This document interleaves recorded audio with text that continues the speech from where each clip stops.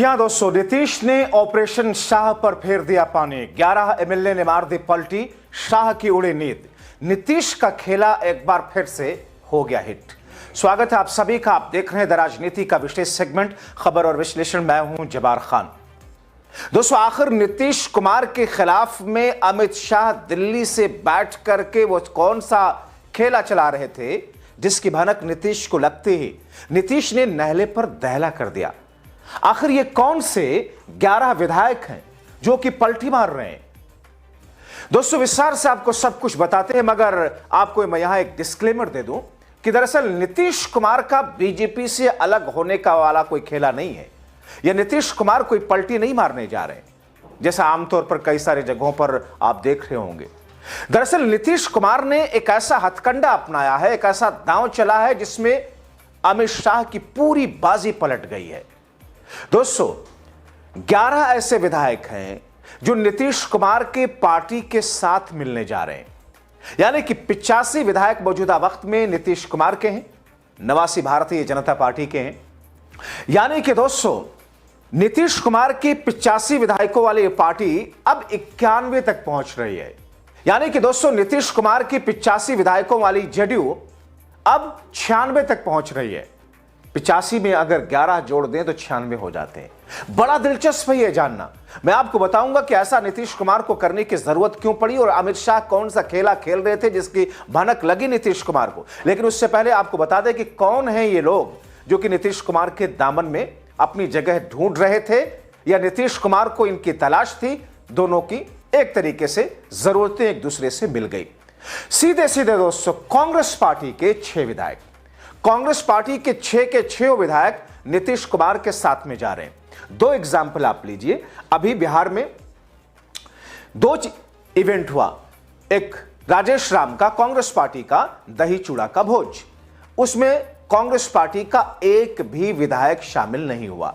यानी कि राजेश राम इंतजार करते रहे, मगर कांग्रेस पार्टी के सारे 6 के 6 विधायकों ने वहां से दूरी बनाई। दूसरा, उससे पहले 8 तारीख को जब दिल्ली से राहुल गांधी और कांग्रेस पार्टी के केंद्रीय नेतृत्व ने मनरेगा को लेकर जो हुंकार भरी है मोदी शाह के खिलाफ में, मोदी शाह के उस कानून के खिलाफ, बिहार में राजेश राम ने जब उस पर एक बैठक की तो उसमें 6 के 6 विधायक गायब दिखे। जबकि दूसरे प्रदेशों में, उत्तर प्रदेश और दूसरे प्रदेशों में देखें, कांग्रेस पार्टी के सारे विधायकों या कांग्रेस पार्टी के नेता बढ़ चढ़कर उसमें हिस्सा लेते हुए दिखाई दे। एक तीसरी छोटी सी घटना दोस्तों, हालांकि इसे आप जोक समझ सकते हैं, सोशल मीडिया पर तैर रही है कि जब दिल्ली में आए थे 6 के 6 विधायक मिलने के लिए राहुल गांधी से, तो राहुल गांधी ने कहा कि बाकी कहां है, तो बताया गया कि साहब इतने ही जीते हैं। अब दोस्तों, 6 के 6 विधायक अगर नीतीश कुमार के साथ में कांग्रेस पार्टी के जा रहे हैं तो 85 में ये कैसे जा रहे हैं, मैकेनिज्म आपको बताता हूं। उससे पहले आपको गुणा गणित समझा देता हूं।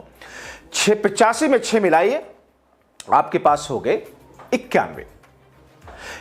जाहिर तौर पर दोस्तों, अब ऐसी स्थिति में 96 तक यह आंकड़ा कैसे पहुंचा? 5 और विधायक कौन से हैं दोस्तों? उपेंद्र कुशवाहा, जो नीतीश कुमार के साथ में एक वक्त में गलबैयां करते हुए नजर आते थे। उपेंद्र कुशवाहा के 4 विधायक में से 3 विधायक माना जा रहा है। जब उपेंद्र कुशवाहा ने अपने बेटे को मंत्री बनाया तो उसमें से तब से लेकर के अब तक उनके 3 विधायक नाराज हैं। उनकी नाराजगी के स्तर यह है कि उपेंद्र कुशवाहा का साथ छोड़ देंगे। हालांकि दोस्तों, आपको बताएं कि अभी हाल में ही नितिन नवीन, जो कि भारतीय जनता पार्टी के राष्ट्रीय अध्यक्ष बने, उनके साथ में भी उन असंतोष विधायकों की मीटिंग हुई, लेकिन बीजेपी में वो लोग नहीं जा रहे हैं, नीतीश कुमार के साथ आ रहे हैं। यानी कि नीतीश कुमार के 6 कांग्रेस के और 3 उपेंद्र कुशवाहा के 9 हो गए। बाकी बचे 2 विधायक दोस्तों। उन 2, मैं असदुद्दीन ओवैसी की पार्टी की बात नहीं कर रहा हूं, 2 विधायक आरजेडी के।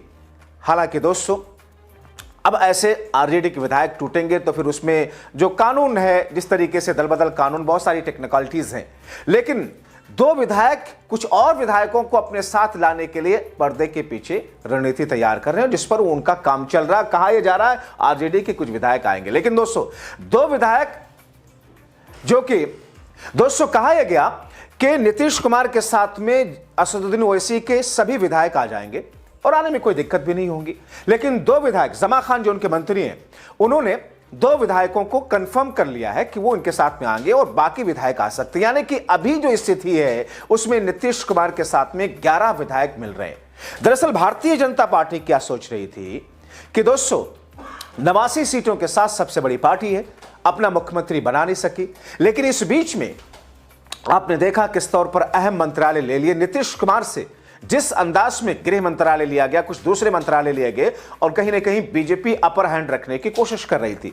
लेकिन इन तमाम चीजों के बीच में नीतीश कुमार के साथ में बीजेपी ने दिल्ली में बैठ करके एक खेला तैयार कर लिया था कि नीतीश कुमार को मुख्यमंत्री की कुर्सी से उठाइए, दिल्ली में ला करके वहां पर उनको कोई मंत्रालय दीजिए, कोई कैबिनेट मंत्री बनाइए, नीतीश कुमार के बेटे को निशांत कुमार को बिहार का उप मुख्यमंत्री बनाइए और नीतीश कुमार उनकी राजनीतिक जो विरासत है उसके नाम पर निशांत कुमार को एक लॉलीपॉप पकड़ाइए, नीतीश को दिल्ली ला करके नीतीश का राजनीतिक करियर, आगे का भविष्य खत्म कीजिए। भारतीय जनता पार्टी कब तक ढोएगी और अब भारतीय जनता पार्टी विस्तार से अपनी स्थितियों को बिहार में चलाए।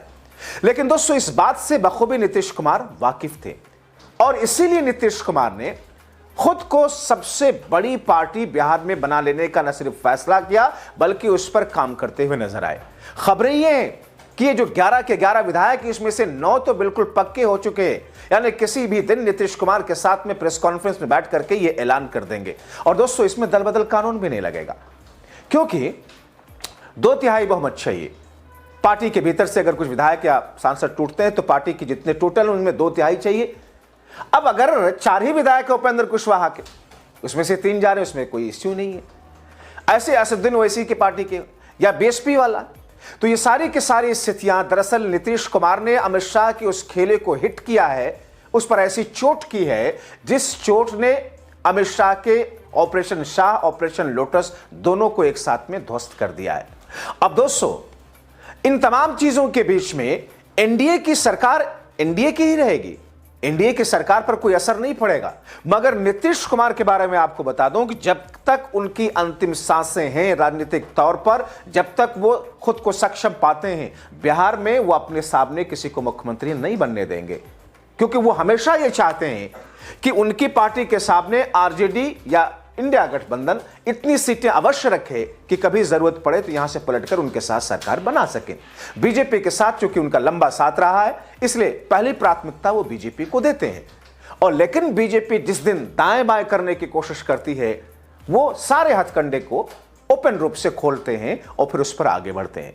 अब जाहिर तौर पर नीतीश कुमार, जिस नीतीश कुमार को लेकर के चुनाव से पहले भारतीय जनता पार्टी मुख्यमंत्री कौन होगा जबान खोलने को तैयार तक नहीं थी कि विधायक दल की बैठक में तय किया जाएगा, नीतीश कुमार ने तभी साफ कर दिया था। दोस्तों आपको बताएं कि एक बार जब बिहार पहुंचे थे अमित शाह और महज 10 मिनट की मीटिंग नीतीश कुमार के साथ हुई थी, नीतीश कुमार के विश्वसनीय सूत्रों ने कहा कि नीतीश ने सीधे सीधे शाह को बोल दिया था, क्या प्रधानमंत्री पद के लिए भी ऐसे ही होता है कि साहब चुनाव के बाद में संसदीय दल का एनडीए की बैठक तय करेगी, वहां तो आप करते हैं।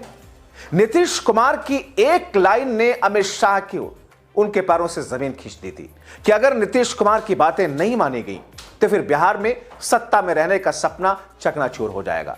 और वहां से दोस्तों अमित शाह ने सारी स्थितियां नीतीश कुमार के अकॉर्डिंग करनी शुरू कर दी।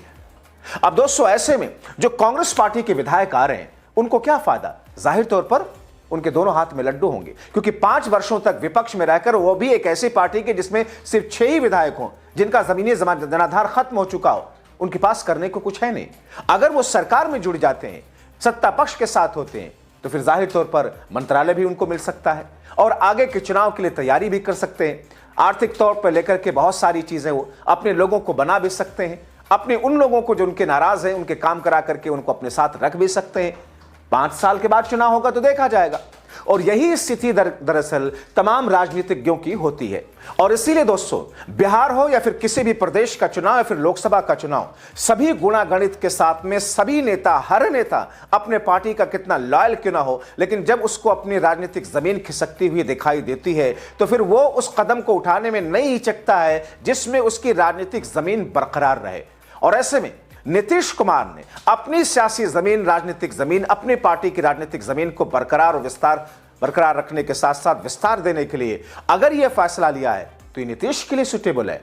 अगर कांग्रेस के विधायक या दूसरे विधायक उन्होंने अपनी राजनीतिक जमीन और अपने राजनीतिक जमीन को विस्तार देने के लिए फैसला लिया है तो उनके लिए सुटेबल है। इसमें कौन किसे गलत कह सकता है, क्योंकि जहां पर सारी की सारी राजनीतिक तौर पर अनैतिक खेल चल रहे हो वहां पर नैतिकता का सवाल ही कहां। महाराष्ट्र में आपने देख लिया, स्याही वाला प्रकरण आपने देखा, नतीजे कैसे आए आपने देखा, किस तौर पर पोल खुली आपने देखा। इसीलिए दोस्तों नीतीश कुमार ने ऑपरेशन शाह को न सिर्फ चोट पहुंचाया बल्कि उसको इस किस्म से उसकी बिसात को बिखेर दिया है जिसमें शाह को अब फिर से दूसरा प्लान तैयार करना होगा। क्या होगा शाह का वो प्लान, देखना दिलचस्प होगा। लेकिन नीतीश खांटी राजनीतिज्ञ हैं, इसीलिए बहुत सारे लोग कहते हैं उनके पेट में भी दांत है। आप क्या सोचते हैं इन तमाम चीजों को लेकर अपनी राय कमेंट बॉक्स में जरूर लिखें।